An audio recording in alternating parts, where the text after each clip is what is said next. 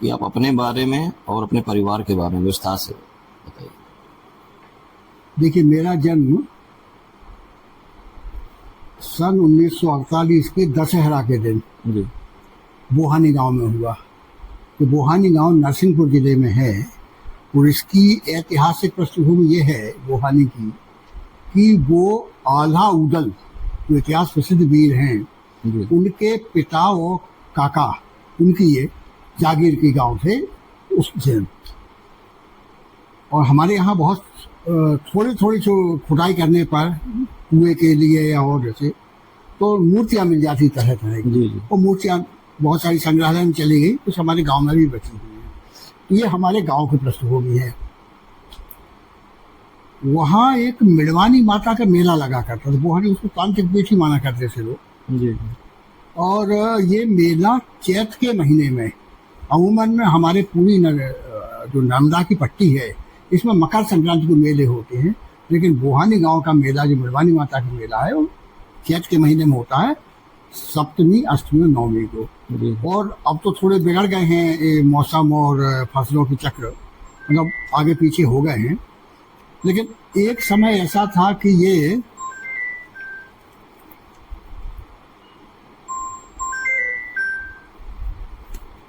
मैं आपको आधा घंटे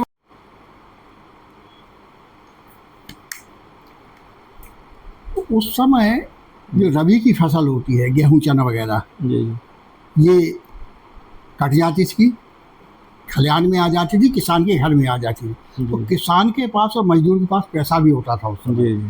तो साल भर की उनकी ज़रूरतों का सामान इस मेले में मिलता था। शादी ब्याह की खरीदारी भी इसी मेले में हुआ करती थी। यहाँ तक कि घर बनाने के लिए वो जो चौखट वगैरह होती हैं, पूरे जो कच्चे मकान बना करते थे उनका सामग्री, वो ही यहाँ बिका करती थी। ऐसे गांव मेरा जन्मभूमि है। जी। हमारे गांव की एक और विशेषता है, वो दानवीरों का गांव है। जी। जी। जब हमारे नरसिंहपुर ज़िले में कुल 4 या 5 हाई स्कूल थे। नरसिंहपुर जो जिला मुख्यालय है, गाडरवाड़ा जो हमारा तहसील मुख्यालय है, करेली और गोटे गाँव। जी। और नरसिंहपुर में एक मिशन स्कूल भी हुआ करता उस समय। तो 6वां स्कूल जो था वो हमारे गांव में बना। अच्छा। किसानी की दृष्टि से बड़ा उन्नत गांव माना जाता था। जी। और वो स्कूल है, तो स्कूल तो सरकारी बना, लेकिन उसके लिए हमारे गांव के जो पुराने मालगुजार थे उन्होंने 256 एकड़ ज़मीन दान में दी।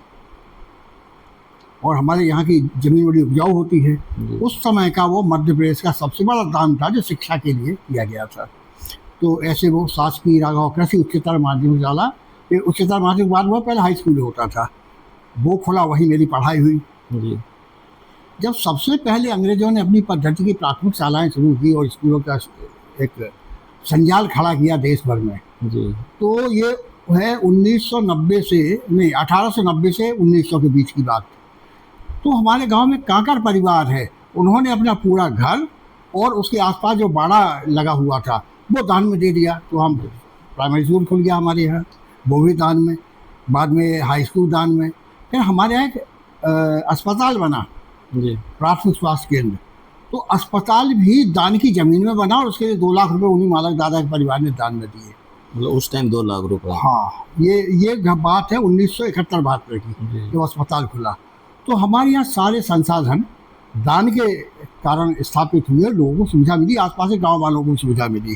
तो ये हमारे गांव की वो है। अब मेरे माता और पिता, जी। मेरे पिताजी पंडित सुंदरलाल श्रीधर, जी। जी। वो स्वतंत्रता संग्राम सेनानी, और बहुत कम उम्र में उन्हें तो एक बड़े गर्व के साथ वो बताया करते घटना कि जब गांधी जी का हरिजन दौरा हुआ 1933 के नवंबर-दिसंबर में, वो एक ऐतिहासिक दौरा है क्योंकि हम एक बड़े समुदाय को हम अपने समाज से काट के रखें, तो ये बहुत एक अविवेकपूर्ण कुरीति थी। और इसको मुख्य धारा में उन्हें लाने के लिए तो गांधी जी ने हरिजन शब्द दिया था, आज तो हरिजन शब्द ही वर्जित हो गया है। तो वो इतिहास प्रसिद्ध वो दौरा है, गांधी जी इस मुख्य धारा में हमारे उस अछूत और वंचित समाज को लाने के लिए कर रहे थे। तो एक हमारे यहाँ बरमान घाट है, नर्मदा किनारे एक बहुत बड़ा घाट है, वहाँ एक महीने का मेला लगा करता है। तो उसमें ना कच्चे पुल थे ना पक्का पुल था। हम्म, तो वो पैसेंजर ट्रेन से गांधी जी उतरे करेली रेलवे स्टेशन पर। वहाँ से एक मोटर से वो बर्मान घाट तक गए। वहाँ से उन्हें नाव से नर्मदा के उस पार जाना था, क्योंकि वो देवरी के पास एक अनंतपुरा करके गांव है। जी जी और ये अनंतपुरा गांव जो है, देवरी आप समझ रहे होंगे, जी, ये सैयद अमीर अली मीर, जी, वहाँ पे काफी कवि मतलब हाँ, उसमें वो वहीं के थे। जी जी, और उनकी शिष्य मंडी बहुत बड़ी थी, जो देश में अखिल भारतीय ख्याति के लोग हुए बाद में। काफी पढ़े लिखे लोग उस हाँ, पढ़े लिखे लोग, ज़्यादातर उस गाँव में अध्यापकों के परिवार बहुत जी होते जी हैं। तो अनंतपुरा गांव में कुछ परिवार थे ऐसे, कुछ गुजराती परिवार थे, कुछ दूसरे, जिन्होंने बिना किसी के कहे स्वतः प्रेरणा से खादी कुटीर उद्योग से काम कर रहे थे और अद्भुत काम कर रहे थे। तो गांधी जी को इस बात का पता चला तो उन्हें लगा कि ऐसे लोग जो स्वतः प्रेरणा से इतना अच्छा काम कर रहे हैं, उनका हौसला बढ़ाना चाहिए, उनकी पीठ थपथपाना चाहिए। तो गांधी जी को वहाँ जाना था। वो तारीख थी 1 दिसंबर 1933। और वो बर्मान घाट पे पहुँचे। तो जैसे रामायण में श्री राम और केवट का प्रसंग आता है, जी जी, वैसा ही प्रसंग बर्मान घाट पर उपस्थित हुआ। लेकिन उत्तर प्रदेश और सब तो केवट होते हैं, हमारे यहाँ वो काम ढीमर करते हैं, जी जी, ये नौकायन वगैरह।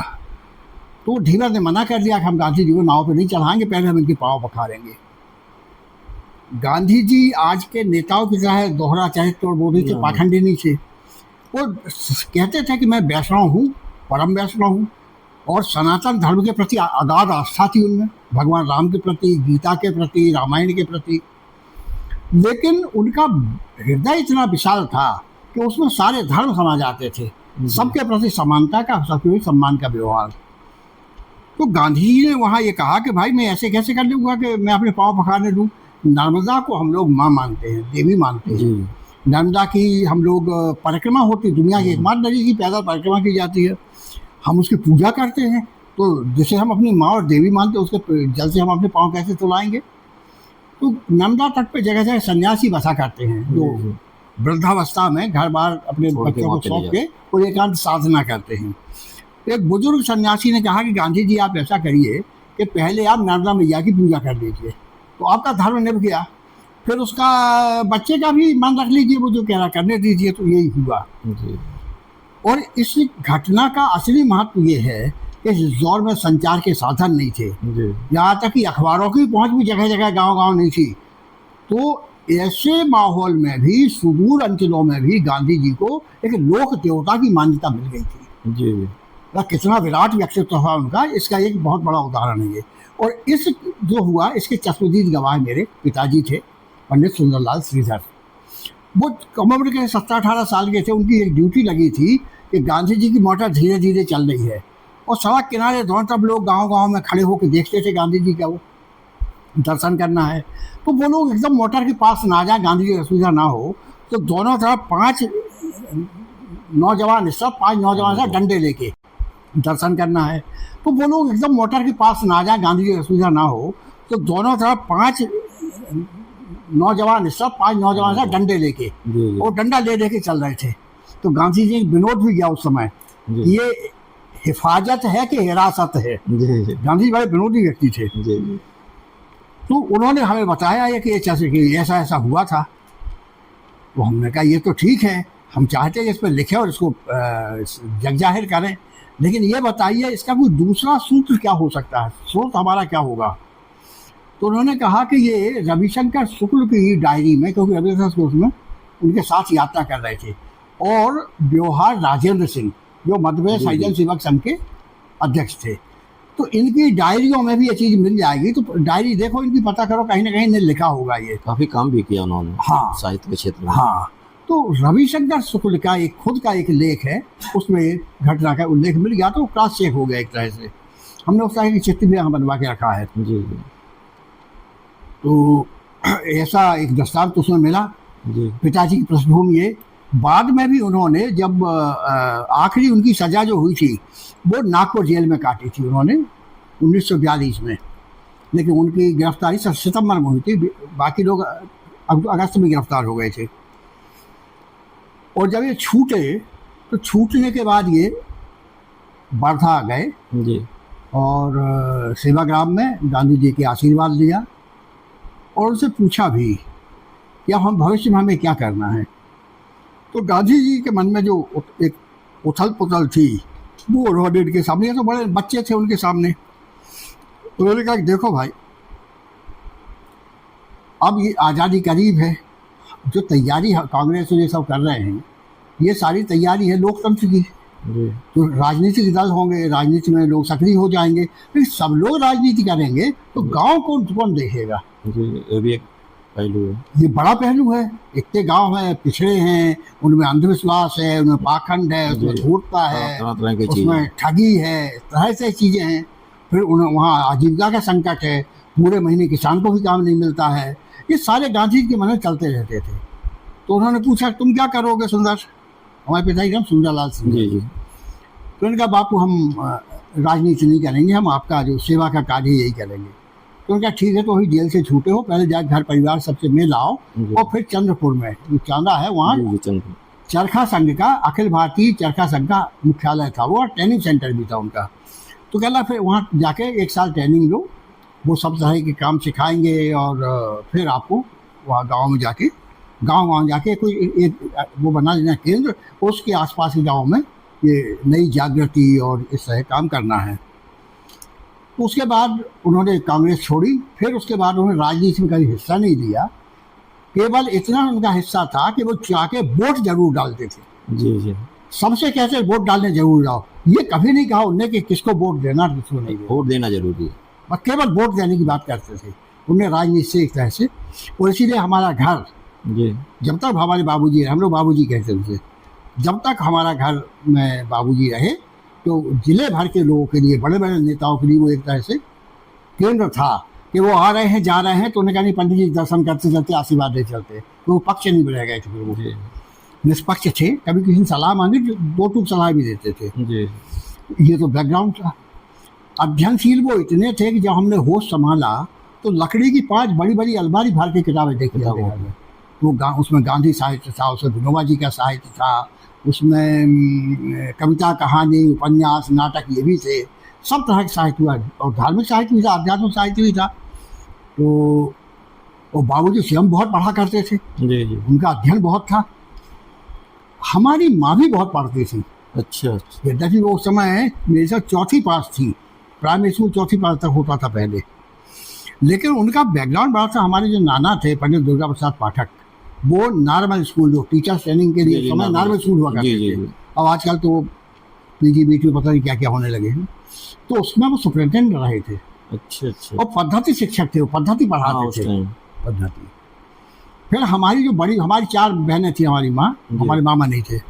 तो सबसे बड़ी बहन हीरा देवी चतुर्वेदी, जो हिंदी की बहुत अच्छी कवि और कहानीकार, और उनके पति देवी दयाल चतुर्वेदी मस्त। अच्छा अच्छा। उनके चाचा शिवसाय चतुर्वेदी सैयद अमीर अली मीर के शिष्य। जी जी जी जी, उनके बारे में आपने लिखा भी है कर्मवीर में।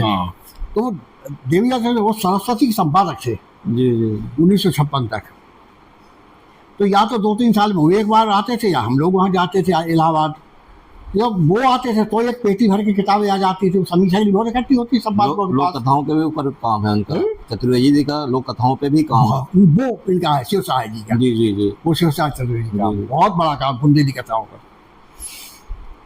तो ये बैकग्राउंड था।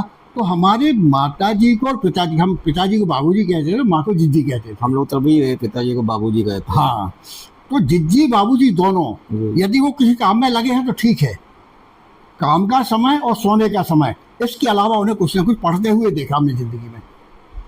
जब हम 3री क्लास में पढ़ते थे तब हमारे घर में अखबार आता था। तो ये जो संस्कार हमारे थे वो अपने माता पिता से मिले। फिर हमें जिस दौर में हम पढ़ते थे, प्राइमरी स्कूल में, मिडिल स्कूल में, हाई स्कूल में, उस समय जो अध्यापक होते थे वो अध्यापक गुरु होते थे, वो मास्टर नहीं थे। जी जी। टीचर भी नहीं थे, वो नौकर भी नहीं थे सरकार के, वो समाज के जागरूक पहलुए थे और शौक में नौकरी करते थे। और ऐसी नौकरी तो करते थे आजीविका के लिए, लेकिन वो एक मिशन की तरह काम करते थे। और हमारे माता पिता को हमसे जितना लगाव था उससे कम लगाव हमारे गुरुजनों का नहीं था। और वो पढ़ाई तो करते थे पाठ्यक्रम की, लेकिन जिसे क्या कहते हैं, एक्स्ट्रा कैरिकुलर एक्टिविटी। जी जी। तो इस तरह की एक्टिविटी माध्यम से वो एक अच्छा मनुष्य बनाने का भी काम करते थे। जिम्मेदार नागरिक बनाने का काम भी करते थे। हम्म। ये सारे संस्कार वहाँ थे। तो वो बोहानी गांव है, जी। वो मेरे माता पिता और गुरुजन हैं, जिनके कारण ही उन्होंने जो बुनियाद रखी थी उसी रास्ते पर हम आगे बढ़े। जी जी।